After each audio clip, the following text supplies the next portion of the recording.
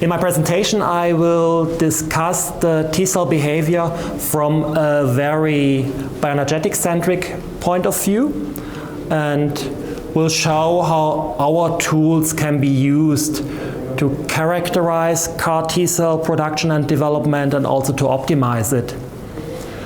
We understand that in this field of research, dedicated tools are needed, and we worked hard in the last years to deliver these optimized tools.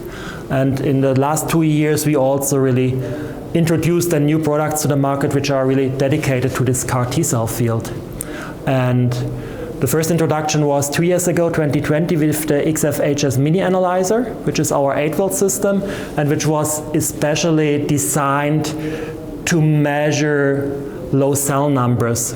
So the number of cells you need there is about 3-fold less compared to the standard instruments and cell plates.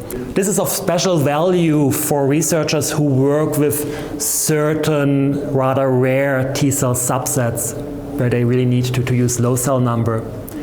The other instrument which we just introduced this year is the next generation of the 96-volt system. That's our new XF Pro analyzer.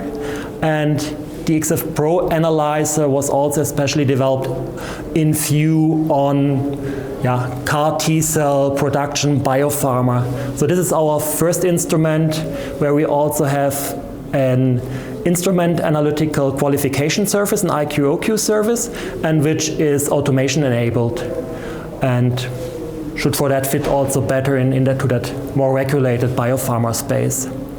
And the other thing I will present is our new T-cell metabolic profiling kit, which can very easily deliver you these important metabolic parameters for T-cell characterization, which would be the mitochondrial capacity, ATP production pathways, how much ATP is coming from mitochondria, how much ATP is coming from glycolysis, and what is the cellular poise of the cells.